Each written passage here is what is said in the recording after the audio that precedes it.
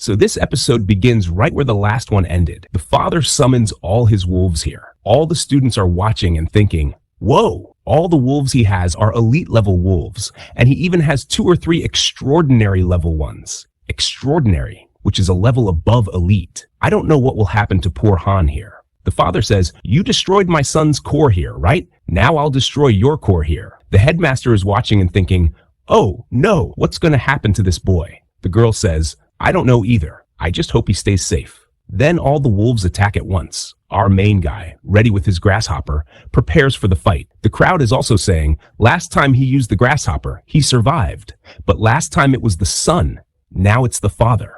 And the father has elite wolves. I don't think the grasshopper is going to work this time. The grasshopper blasts, hurting the wolves a little. Even the teacher says, the boy is good, but I don't think he can win. One boy shouts, wait a second. Look at the sky. What's coming from the sky? From the sky come loads of grasshoppers. These are the upgraded grasshoppers powered by crystals that our main guy had enhanced. Their blast power was much greater than before. All the students are stunned. What kind of grasshopper is this? It's way more powerful and special than the previous one. The headmaster says, all right, who among you can explain this? One boy says, I can. This is the updated version. Its explosive power has increased tenfold. The headmaster gets excited and says, all right, come on, you can do this. The father, however, says, so what if you've upgraded a little? Do you think you're going to defeat everyone? No, you won't. Wolves attack. Then the extraordinary wolves are sent to attack. All the extraordinary level wolves charge, and on the other side, the blasts continue. The battle is intense. The people watching think, for a moment, it looked like Han might win. But a father is a father. And not just any father. He's a demigold level father. This poor guy can't win. The father says, forget attacking him. Our main target is his core. Let's destroy his core. The president says, oh no, the poor guy's core is going to be destroyed. But the girl says, wait a second, look closely at what's near his core. Near his core stood his old swords, all 4 of them. The others are amazed. Wait a second, who is this guy? The swords in his hands possess 50 divine power each, and he has 4 of them, meaning 200. How did he get them? The president also says, wait, I think this guy might actually win this battle. One of the boys says, no way, he's just a warrior. I don't know where this warrior came from, but do you really think one warrior can fight all these wolves? The headmaster says, I don't know, but let's keep watching. I think he might not only fight them, but even defeat them. Then all the wolves are unleashed into the battle, and the old guy is ready to fight too. The order is given. Don't spare the old man. Kill him because I need him in my divine core. But what does the old man do?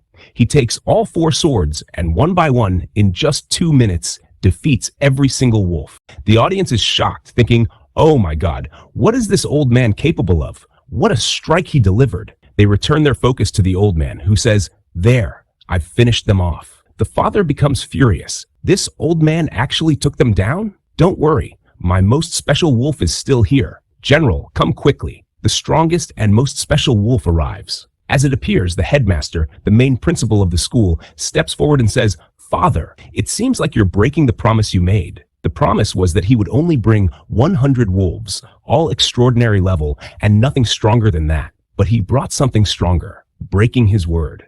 The father responds, No, I'm not breaking my promise. I'll take him back. And so he retracts the stronger wolf, meaning our main guy has won. The headmaster says, All right, you've won. People gather and congratulate him, saying, You won. Congrats. Let's throw a party. But our main guy says, Forget the party. I have a small request. They ask, What request? He replies, I want to switch classes. I don't want to stay in this teacher's class. The teacher is taken aback, asking, Why are you saying this, son? I'm sorry. I didn't pay much attention to you before, but from now on, I'll focus on you. Please don't leave my class. I'm begging you. In his mind, the teacher is thinking, I've realized now that this boy has defeated both father and son. He's no ordinary kid. He's super talented. And if he's super talented, he'll make a huge name for himself in the future. And if I remain his class teacher, I'll gain fame too. That's why I can't let him leave my class. However, our main guy insists, no matter what, I'm switching classes. The others add, You said you want to switch classes, but it's not that simple. According to the rules, if you want to switch classes, you have to take a test. Only if you pass the test can you change classes. Our main guy says, Fine, I'll take the test. Hearing this, Queen Huang, the girl, says, Well, I'll take the test too. The teacher, shocked, asks, Madam, what happened? Don't you like my teaching? She replies, No, you're a great teacher, but I just don't feel like staying in this class anymore, so I'd like to leave. The class monitor also chimes in. I want to leave too. The teacher, surprised, asks, You're the class monitor. What's your problem? The monitor responds, There's no problem, but I don't feel like staying in this class anymore either.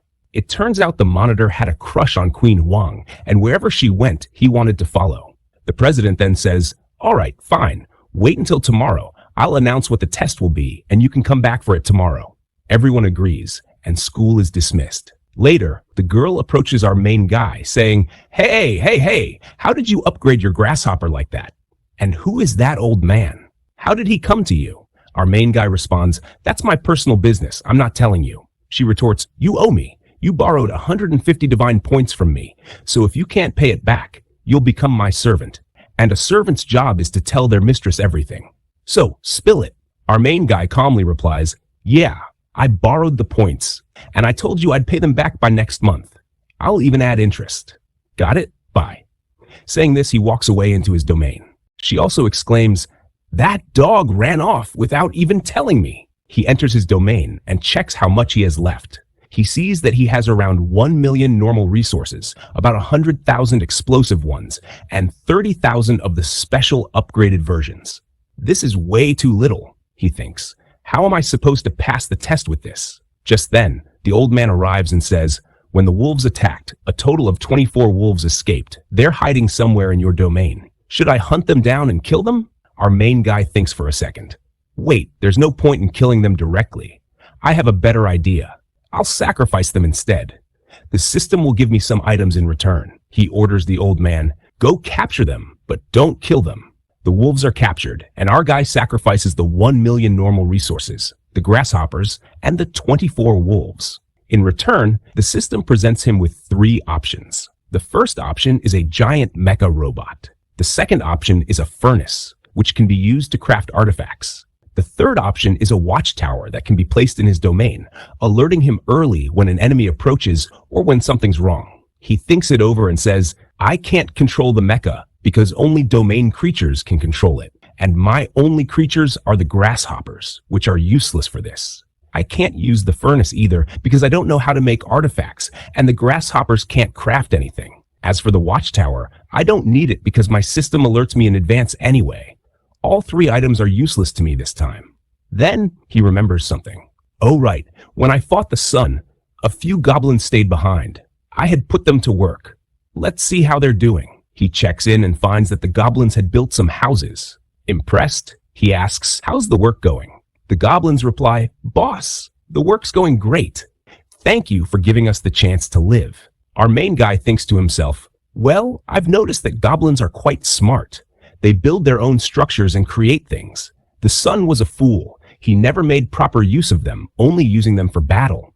But I'm going to make full use of them. And that's where the chapter ends. And I'll see you in another video. Until then, bye-bye.